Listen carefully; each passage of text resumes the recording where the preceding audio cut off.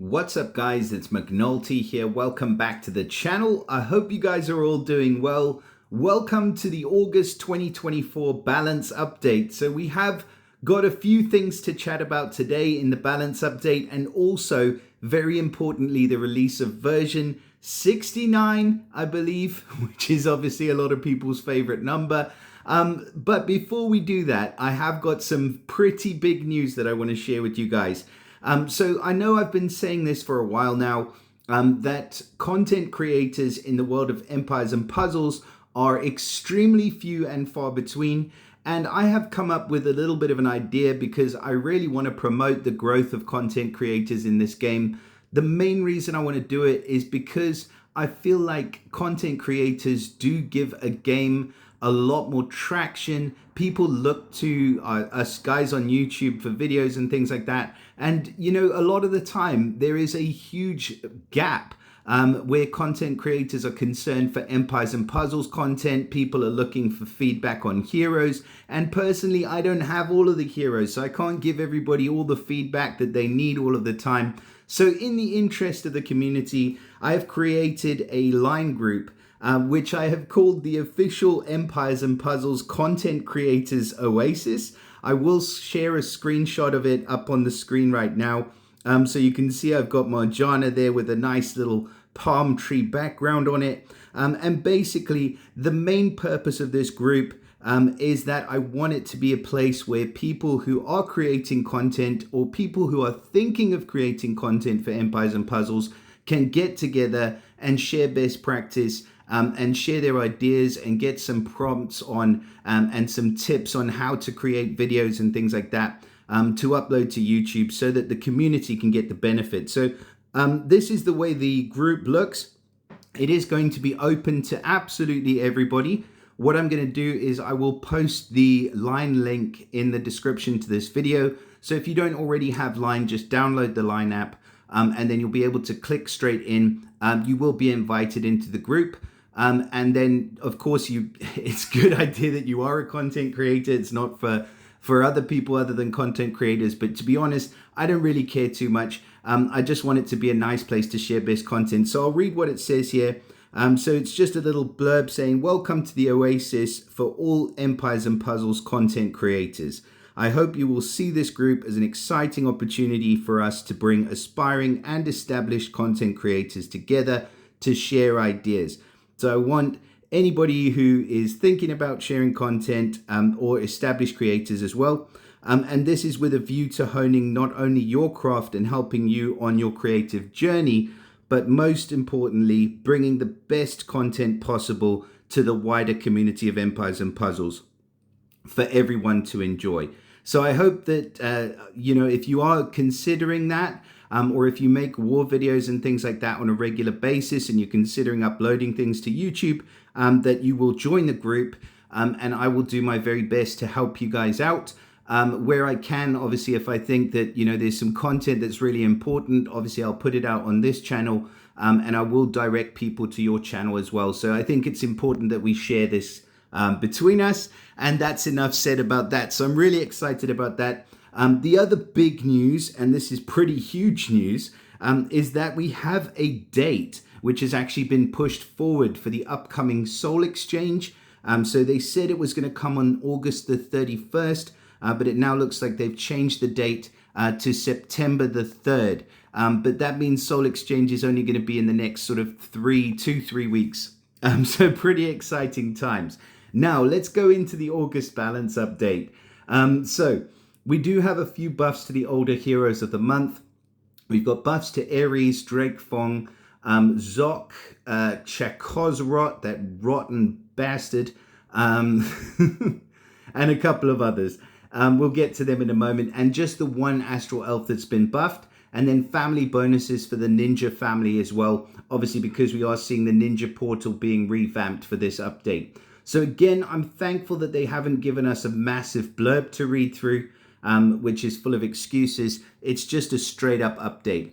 So the Ninja family, we'll start with them. They've received a family bonus. So they used to get this 5% to 10% dodge chance for normal attacks and special skills, and a 5 to 10% chance to counter attack with 60 or 90% of the damage, but it only kicked in if you had 2 or more heroes, unique members from the ninja family. So the great news is they finally revamped this to where it kicks in from a single member, and it goes from 5% to 15% chance to dodge normal attacks and special skills. That has been needed for ages, and I'm very glad that they've introduced it for the ninja family.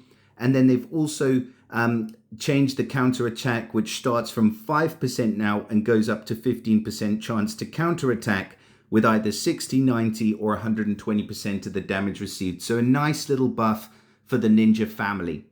The event hero buff, so Moonbell, who's probably the weakest of the astral elves, has received a buff. She's received a stat increase, which is, I mean, it's okay. Because of the power creep, we need to increase the stats, but I've noticed the power creep sort of slowing down a bit. But the damage buff against boosted health has been increased from 90% to 100%, where she gives her whole team the increased damage buff, or it's either her and nearby or the whole team. I can't remember. I'm literally not looking at the card. But yeah, that damage buff has been increased. It's okay because it's only against boosted health, so it doesn't apply to everybody. But I do think that she does definitely need a bit extra. In fact, I wouldn't mind if they changed it to being a damage, just a general damage, special skill damage buff, and it doesn't apply against boosted health only. But yeah, definitely Moonbell needs a bit of a rework, so I'm not mad at that at all. And then the August Hero of the Month buffs, we've got this buff for Ares. The regular version's really not going to benefit from it a great deal. He's had a heal over time increase, which is all right. But the costume is just the most insane looking hero costume or card in the whole of Empires and Puzzles. Tell me I'm wrong. This guy looks like an absolute beast. I love the costume for Ares. And it is actually a really, really good card. So they've increased his counter attack, which starts now at 100% of the damage received. And they've increased the maximum amount, so it creeps up to 130% of damage that him and the nearby will counter attack with. And then the health boost over time has also been increased from 672 to 772 HP over 4 turns. So I really like Ares' costume, and I think that's a really good buff for him. Makes him relevant, and the stats are actually really good as well. Drake Fong, now again, same story. He's not really going to be very impactful in the regular version, but as far as the costume goes, there was definitely a need for a damage increase with this guy. And in fact, I don't think that's enough. Going from 240 to 270, Drake Fong should really have gone, in the costume, it should have gone up to 300%. In the regular version, it should be like 350 or 330, for example. 335, we'll just split hairs if we need to. But the damage needs to be higher from Drake Fong, because even though he's running at fast speed, he's giving a negative accuracy. I think it's 50% negative accuracy. But then we've got heroes from the Goblins family who do that as part of their family skill for 25% negative accuracy, and all of the crazy effects that they've got alongside that. So I think we could definitely do with a bit better buff for Drake Fong, but if you do already have him, he's just going to be a little bit better. With Zoc, the weird like hero of the month, you know what I like about Zoc is that he gives that mindless effect, but he gifts 50% mana to get them up to that charge. And that's a really good effect, but again, it's only to a single target, and direct damage from 300 to 320 is not suddenly going to make Zoc a really usable hero. You really need to look at, like, for example, if they'd have said he hits 2 enemies, or he hits the target and then another random enemy and gives them both the same effect and increased his damage, that would then sort of put him on a par with where he needs to be slightly more relevant. We have seen a buff as well for Chakozrot. You know what? Chakozrot's still not going to be great, unfortunately, even with this buff. The damage increase is good. No stat increase, though, which is really what we needed to see for him. Would have been a lot better. And increasing the duration of the status effect or ailment that he gives where the enemies can't receive buffs. You can get that with other heroes, which lasts for maybe slightly shorter, but he is running at slow speed, and just that damage amount, it's really not enough. It's not undispellable. So, you know, the mana generation becomes undispellable, but the rest of it is not undispellable. And it's just not really enough. Like he's just shy of starting to be a relatively good hero, but he needs an increase in his stats, and potentially a bigger increase in that damage percentage as well. To here, so direct damage increase from 350 to 380. He is a single target sniper, but he snipes based on the enemies having ailments, and he gives ailments himself. You can actually plan around this guy really nicely. He can be a pretty decent sniper, and that bleed damage is quite nice as well. But then when I say nice, the problem is whenever I say nice, it's just not good enough. Yeah, I don't know how you're going to fix to here, but I don't think that that's really quite going to do it. Ithar as well, like really interesting skill. I do like the mana steal part of her special as well, and the fact that she's running at very fast speed, but just increasing the attack buff that she gives by 5%. It's good, and she is still usable as part of a fast holy team. But again, I think that a stat increase or something extra was required here. So all in all of the sort of updates that they're doing here, I think Ares is definitely, or Ares costumes definitely the one I'm most excited about. And then potentially Ithar as a close second. Shakozrat you might get away with in Rush Wars. I do still have him maxed, and I never use him in the Rush Wars, and I don't have the deepest roster compared to a lot of other people at my level. So I just don't think that this is going to quite do it for Shakozrat. I will do some testing with him, but you know, we'll see. So I'm a bit most excited about Ithar and Ares costume, like I said. But that bit over the balance update, nothing terrible in here. Actually, I think all of what they're doing is justified. If not, they should be doing a little bit more for some of these heroes. Now, I want to move on to the interesting part, which is version 69. Okay, so there's quite a lot going on in here, and I'm going to do my best to get through this as quickly as possible, but I don't really want to miss too much out. So we're going to have version 69, which has gone live just yesterday on the 16th of August. And there are some big changes in here, a lot of new families that are coming to the game as well. So the Hero Academy, first thing we need to talk about, they've added more 5-star heroes to the Hero Academy. Okay, I'm going to share a list up on the screen of all of the 5-star heroes that are already in the Hero Academy, what you can open up in your game. And it is a long freaking list. It is a long list. All of these heroes have limited availability.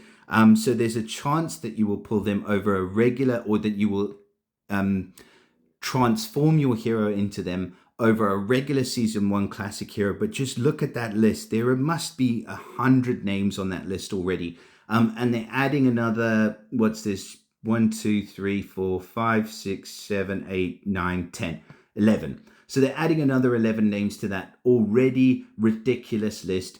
And it's only a very small chance percentage that you're going to pull them. Now, I never really put a lot of stock into the Hero Academy because, and I'll share this other picture up on the screen now, the training cost is just ridiculous. I mean, you have to put in 300 trainers, like 300 whatever they call them.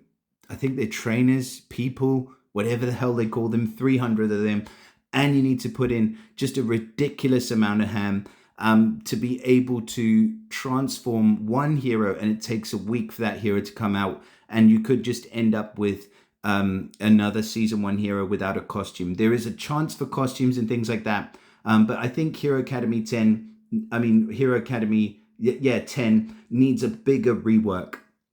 Just do away with all of the classic heroes, leave it at that list that you've got, and include the costumes. And then we'll be talking about something that would potentially be worth doing. But for the amount of mats that you have to put in, I really don't think that this is going to change anything drastically for anyone. I mean, there's some pretty good heroes in here, granted. Alucard, Matilda, Louis, Fantastic heroes in here. Archie's probably an excellent one as well. Tinsel, really good. But the thing is, the chances that you're going to pull them out, don't be fooled by this, is all I'm saying. You know, and I personally don't use the Hero Academy just because it frustrates the hell out of me. I've never had a good result out of it. I know some people have, but I've seen sort of many people have done tracking on the Hero Academy, and just the results are terrible for the amount that you have to put in. Now, next thing that we've got coming up is this, which is interesting. So the Harvest Festival summon, we're going to see the introduction of the Fox family. Then they look pretty awesome.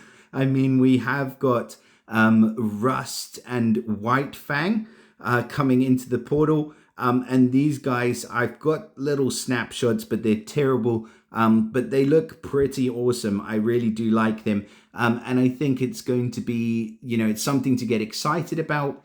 But it is another sort of Black Friday-esque event. So we've got the Solstice summon, and then we've got the Black Friday summon. And now they're squeezing another one in at the end of August. So we're going to have like September, October, and then again in November, you're going to have the Black Friday summon that happens.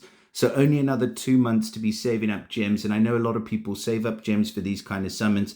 And this one's going to be running for what looks like a whole week, from the 20th of August all the way up to the 27th of August. So that's pretty big.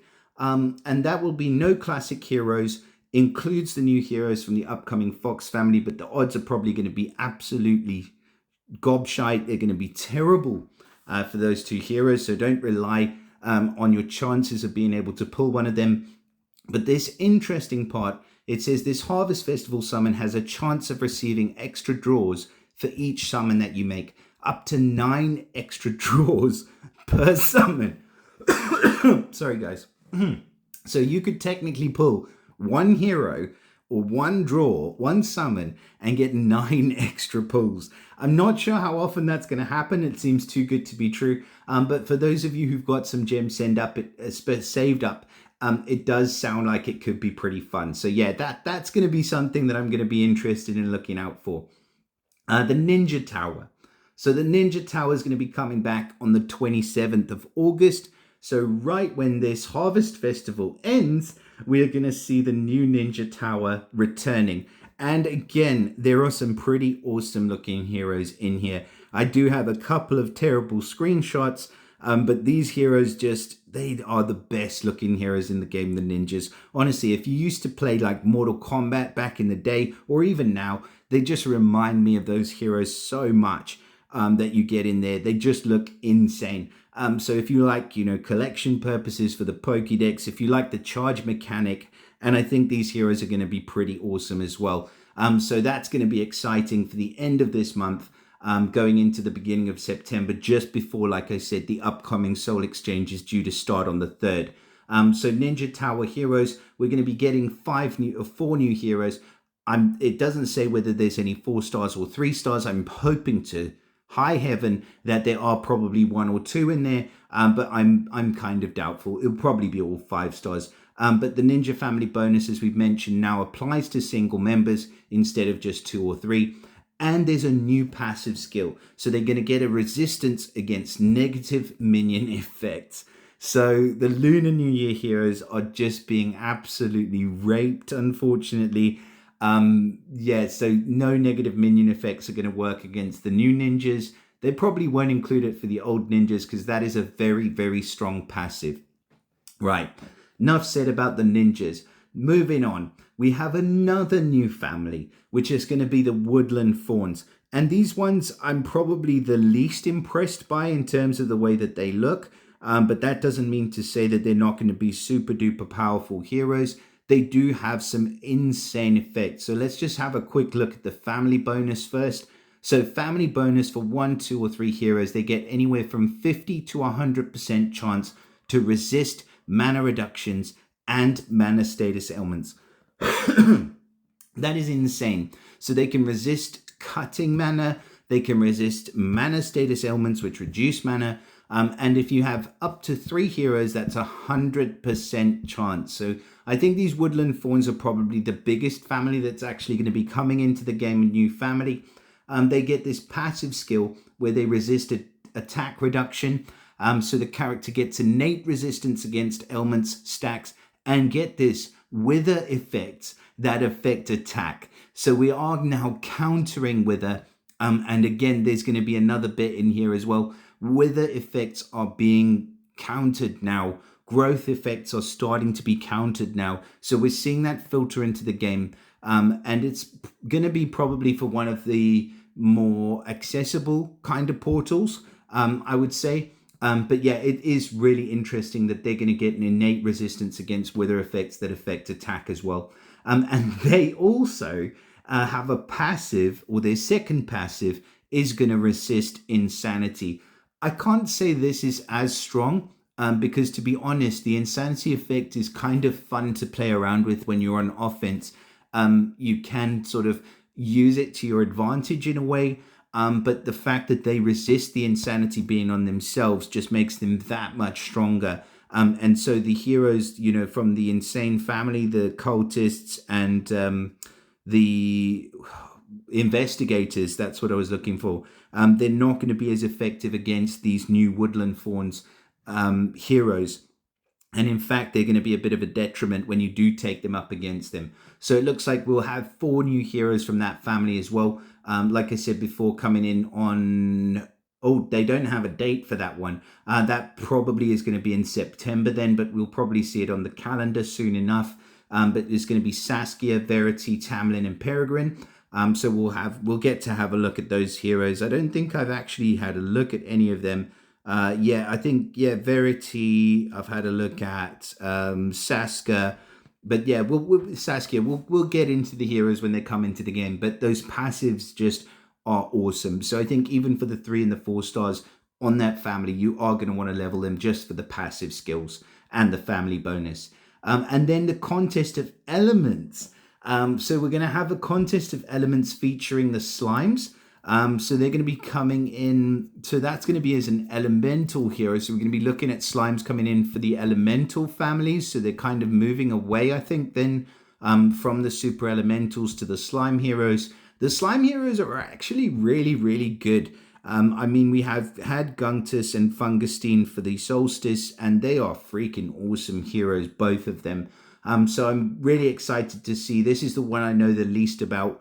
So September 4th to September 7th is going to be the first time that we're going to see them featured as a family in the Contest of Elements. But it'll probably be then, it says just Contest of Elements is going to be from one specific element. So I don't know which one they're going to choose, but we'll see.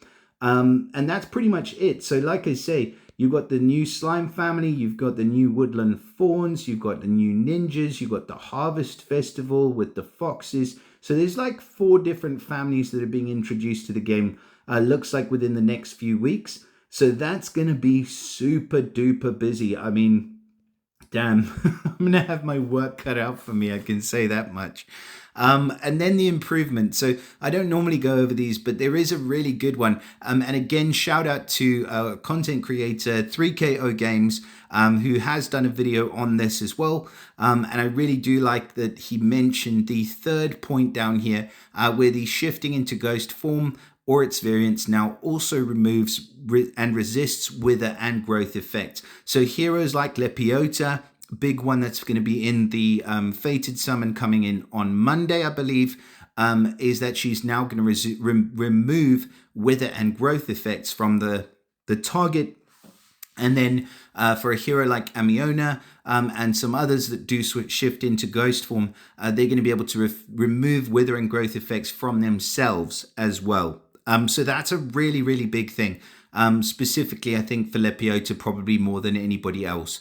The other things that are in here, I'm not going to go over because they really don't have that big of an impact on anything.